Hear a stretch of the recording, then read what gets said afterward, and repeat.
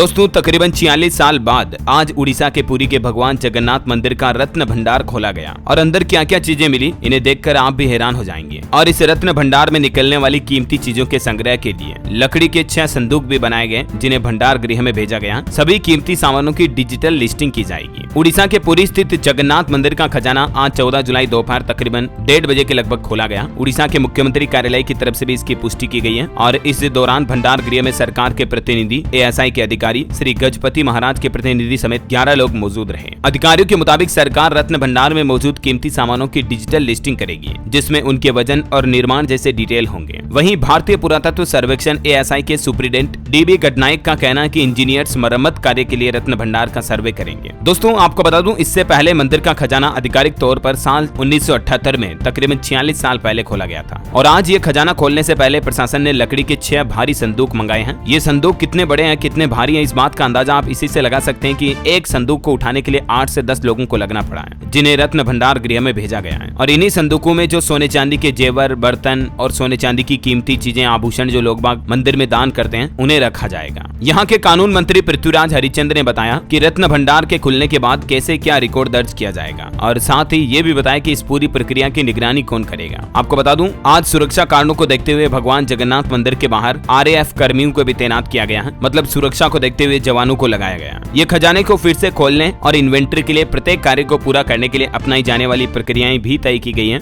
और हर एक काम के लिए अलग अलग टीमें गठित की गई हैं। हर किसी गतिविधि के लिए अलग अलग टीमों का निर्माण किया गया है। और दोस्तों आपको बता दूं, श्री जगन्नाथ मंदिर प्रशासन की ओर से हाईकोर्ट में दिए गए एक हलफनामे के मुताबिक रत्न भंडार में 3 कक्ष हैं। 25 गुना 40 वर्ग फुट के आंतरिक कक्ष में 50 किलो 600 ग्राम सोना और 134 किलो 50 ग्राम चांदी है जिनका इस्तेमाल कभी नहीं हुआ है। इसके अलावा बाहरी कक्ष में भी 95 किलो 320 ग्राम सोना और 19 किलो 480 ग्राम चांदी है जिन्हें त्योहार पर निकाला जाता है। और वर्तमान कक्ष में 3 किलो 480 ग्राम सोना और 30 किलो 350 ग्राम चांदी है। रोजाना होने वाले अनुष्ठान के लिए इन्हीं का उपयोग किया जाता है। और वहीं दोस्तों इकोनॉमिक टाइम्स की एक रिपोर्ट के मुताबिक पिछली शताब्दी में जगन्नाथ मंदिर का रत्न भंडार 1905, 1926 और 1978 में खोला गया और वहां मौजूद बेशकीमती चीजों की लिस्ट भी बनाई गई। रिपोर्ट्स बताती हैं कि इसके बाद एक बार 1985 में रत्न भंडार का भीतरी हिस्सा खुला लेकिन लिस्ट अपडेट नहीं हुई। हालांकि 1978 में 13 मई से 13 जुलाई के बीच रत्न भंडार में मौजूद सामानों की जो सूची बनाई गई उनमें तकरीबन 128 किलो सोना था और 222 किलो चांदी होने की बात कही गई थी उस जमाने में ही, 1978 के जमाने में। इसके अलावा भी सोने चांदी की कई वस्तुओं का आकलन उस समय नहीं किया गया था। और ऐसे में अब 1978 के बाद से अब तक मंदिर के पास कितनी संपत्ति आई होगी इस बात का कोई अंदाजा नहीं है, क्योंकि उसके बाद तो हमारे देश ने भी काफी तरक्की की, लोगों ने डोनेशन दान देना भी काफी ज्यादा बढ़ा दिया, क्योंकि ये तो उस वक्त की बात थी जब हमारा देश आजाद होने के 20-25 साल 28 साल बाद ही था। 1978 में तो 1950-49 के हिसाब से देखें तो 28-29 साल ही हुए, है ना। उस वक्त भी लोगों ने इतना सोना चांदी जो जमकर भगवान जगन्नाथ मंदिर में दान किया, समर्पित किया। तो अब जरा सोचिए 1978 के बाद अब तक तो कई क्विंटल सोने चांदी का कलेक्शन हो चुका होगा। बहरहाल आज आखिरकार कई सालों बाद खजाना खुल चुका है। अब देखते हैं आखिर भगवान जगन्नाथ के खजाने की संपत्ति कितनी है। इस बात का पता चल जाएगा प्रशासन के द्वारा, जब इसकी रिपोर्ट्स डिजिटली जारी की जाएगी तो मैं आपको अपडेट्स बता दूंगा। और मंदिर प्रशासन का यह कहना है, गहनों की गिनती के बाद हम एक डिजिटल कैटलॉग बनाएंगे जिसमें तस्वीरें, उनका वजन और गुणवत्ता जैसी अन्य चीजें शामिल होगी।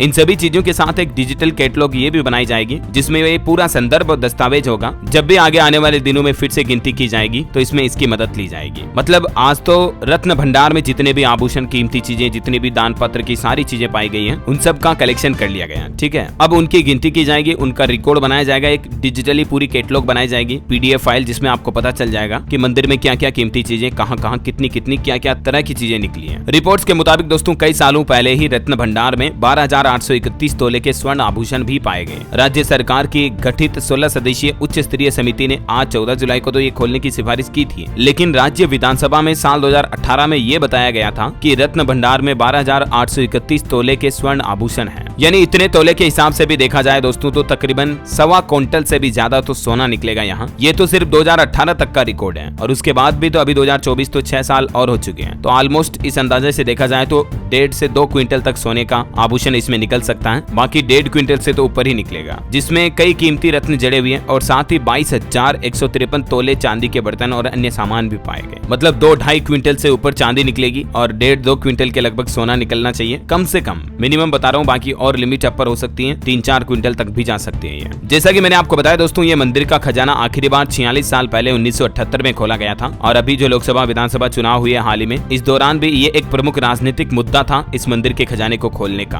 भाजपा ने उड़ीसा में सत्ता में आने पर 12वीं सदी के मंदिर के इस खजाने को फिर से खोलने का वादा किया था, तो खैर इसे राजनीतिक विषय से ना जोड़ा जाए तो ही बेहतर है। बहरहाल आज ये खजाना खुल चुका है कुल मिलाकर और अब जल्द ही गिनती कंप्लीट होगी। एक मोटा मोटी अनुमान तौर पर तो मैंने आपको बता दिया सोने चांदी के कितने आभूषण हो सकते हैं और केस की तो कोई गिनती ही नहीं है। अब जरूर इसमें पुराने साल के 2-2000 के नोट भी निकलेंगे, तो उन्हें भी आरबीआई द्वारा रिप्लेस किया जाएगा और बाकी सोने चांदी की एग्जैक्ट डेटा सामने आने के बाद मैं आपको और डिटेल जानकारी कंप्लीट इसी चैनल डीएलएस न्यूज के माध्यम से बता दूंगा। ऐसे इन्फॉर्मेटिव इंटरेस्टिंग खबरें देखते रहने के लिए बिल्कुल आप मेरे साथ जुड़े रहेगा। डीएलएस न्यूज चैनल को सब्सक्राइब करके बेल आइकन जरूर दबा दीजिएगा और जय भगवान श्री जगन्नाथ इस वीडियो के नीचे कमेंट बॉक्स में जरूर लिख दीजिएगा। और दोस्तों हम सब पर भगवान जगन्नाथ की कृपा बनी रहे, तो इसी बात पर एक लाइक जरूर कर दीजिएगा इस वीडियो पर। जय जगन्नाथ कमेंट में लिख दीजिए। धन्यवाद दोस्तों।